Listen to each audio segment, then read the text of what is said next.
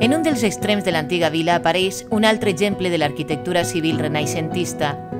Es tracta de l'antic ajuntament que va ser construït a la fi del segle XVI amb la doble funció de magatzem i centre d'administració pública.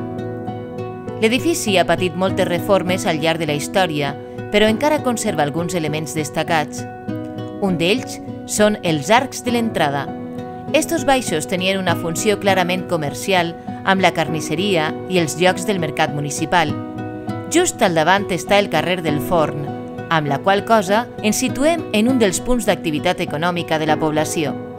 Les plantes superiors, actualment dedicades a sales d'exposicions, eren el centre d'eixa doble funció comercial i administrativa.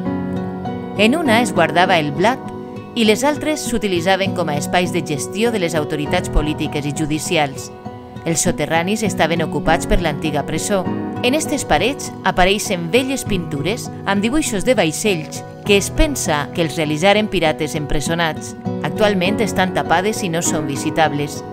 L'edifici va acollir des de mitjans del segle XIX les escoles públiques i posteriorment es convertiria en la casa consistorial que va estar operativa en este lloc fins 1981.